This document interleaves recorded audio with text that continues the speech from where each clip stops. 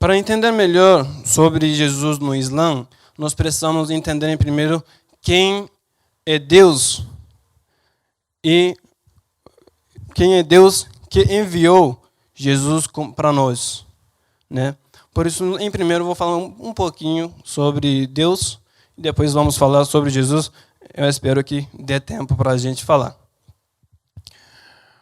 Segundo a tradição islâmica, Deus é aquele que criou tudo e que está cuidando deste tudo, e no final das contas, criou o ser humano como seu assessor sobre a terra.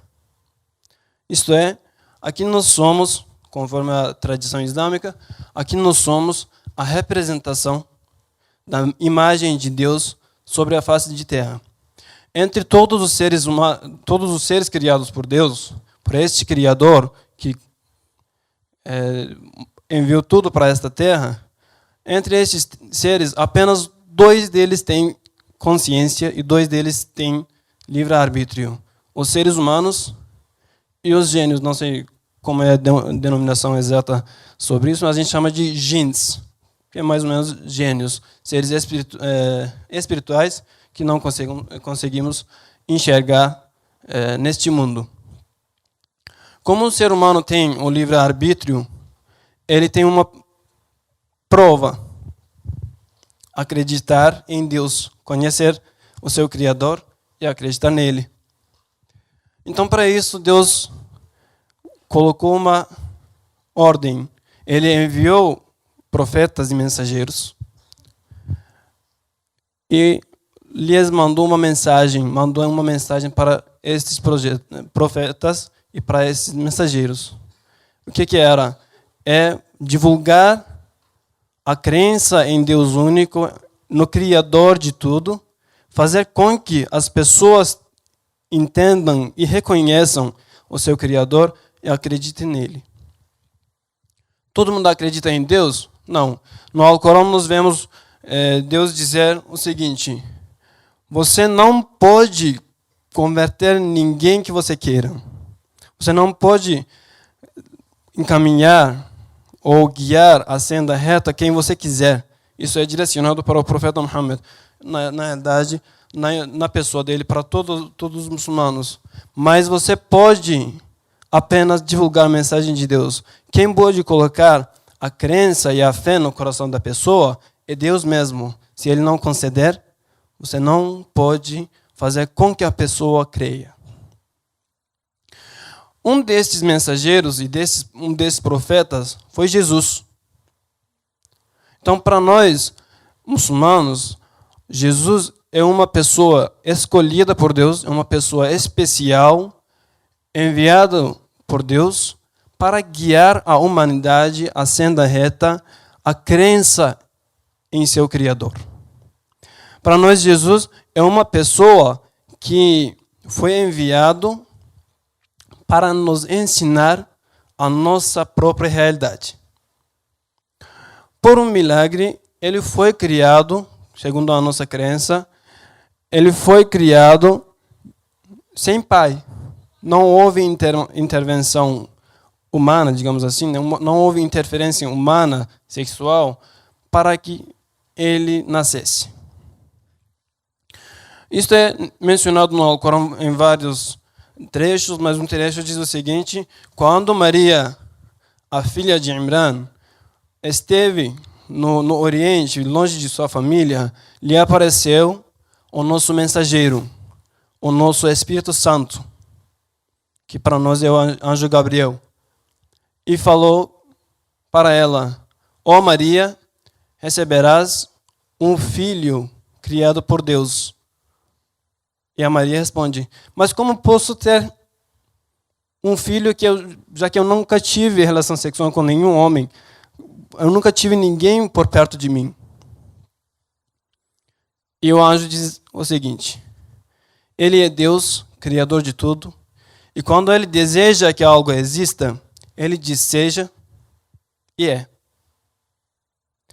Ou seja, a criação de Jesus para nós é uma demonstração, um outro exemplo de Deus nos mostrar como é que ele cria do nada sem motivo nenhum. Como é que ele cria algo, ou uma pessoa, sem motivo nenhum, sem motivo físico, né, que a gente fala, e sem que haja, digamos assim, uma necessidade sobre a face da terra. É apenas um desejo dele, algo da vontade divina, e ele cria desta forma. Deus no Alcorão diz o seguinte para nós: por certo, o exemplo de Jesus é igual ao exemplo de Adão. Como Deus criou Adão de barro e lhe supriu, né, lhe soprou do seu espírito, criou da mesma forma Jesus. Porém, a única diferença entre Jesus e Adão é que um deles foi criado do barro e o outro teve uma mãe. Né? Para nós tem 3 tipos de criação do ser humano, que primeiro é a criação normal, que 2 gêneros se unem e nasce um filho. O segundo é um gênero, de repente, que é um único exemplo que nós já tivemos e acreditamos que talvez nunca tenhamos mais, né? Uma mulher do nada engravidar e ter um filho, que é exemplo de Jesus para nós, e também temos o exemplo de Adão, que é ser criado sem pai e sem mãe. É apenas ser criado através de barro e Deus soprar do seu espírito. Muito bem. Nós sabemos que na crença, na fé cristã, né, nos fundamentos da religião cristã, nós sabemos que Jesus é abordado também como Filho de Deus, porque se formos através de uma lógica, podemos dizer, Deus soprou do seu espírito, então, né, pode ser que seja filho de Deus. Mas Deus nos ensina quem ele é na surata 112 do Alcorão. Diz, ele é Deus, o único e o eterno. Ele não gerou filhos e não foi gerado. Então, através deste ensinamento, nós dizemos, Jesus não é filho de Deus. Porque nós não podemos atribuir filho, esposa, amigo ou qualquer outro parceiro a ele. Ele é único. E como ele é único, não tem semelhante a ele para que possa ser alguém perto dele, próximo a ele. Como ele é único, ele não tem filho, não tem esposa, não tem ninguém que tenha o gerado também. Mas que ele criou uma pessoa para guiar os seres humanos à sua senda reta. Né? Jesus, no Alcorão, é um dos profetas mais mencionados, além de ser uma pessoa nascida através de milagres. Ele é um dos profetas mais mencionados no Alcorão, depois de Moisés.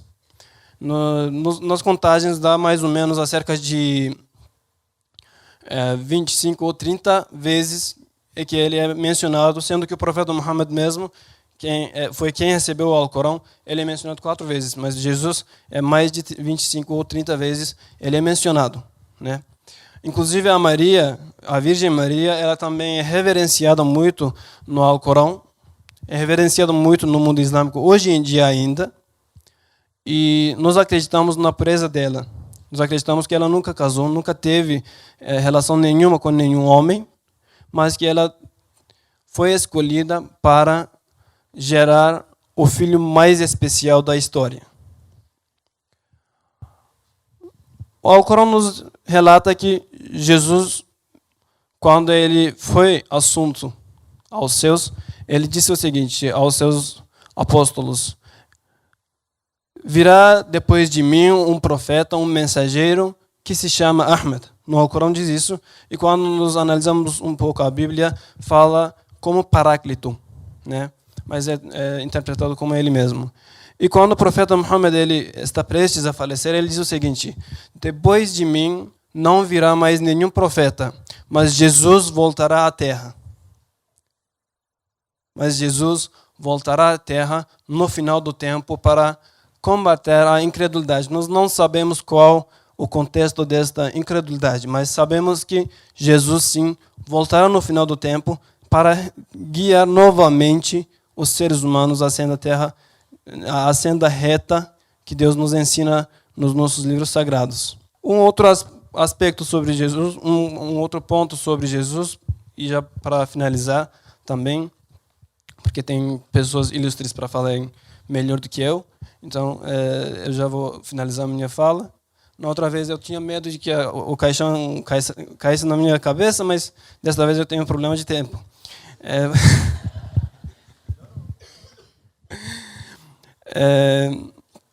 Um outro aspecto é que a gente não acredita que Jesus foi morto. Os muçulmanos acreditam que Jesus foi assunto e quem foi morto foi alguém parecido com ele. Muitos interpretadores do Alcorão dizem que este alguém muito parecido com ele foi quem traiu mesmo. Mas muitos outros não dizem que não fazemos ideia de quem seja. Mas nós acreditamos que Jesus foi assunto, ele não foi morto. Ele está em um dos 5 níveis do espírito, da alma. E no dia do juízo final, antes do dia do juízo final, né, no final do tempo, ele voltará com a bênção e graça de Deus para guiar-nos a caminho certo. Então aqui eu termino a minha fala. Já deu o tempo, eu acho. Já dá para finalizar. Eu agradeço bastante pelo convite, novamente. É uma honra estar aqui pela terceira vez. Foi terceira vez. Estou envelhecendo, acabo esquecendo às vezes. Sempre estou disposto a vir aqui, sempre estou à disposição. E é uma honra, na realidade, estar aqui falando com jovens, né, com a maioria jovens, corrigindo, sobre Jesus, sobre uma religião, sobre algo ligado à liberdade religiosa, ao diálogo interreligioso, sendo que eu trabalho com isso com muita honra há cerca de 4 anos. Então, aqui eu termino a minha fala, agradeço mais uma vez pela paciência, por causa do meu português ruim também, né? E eu convido o Lucas.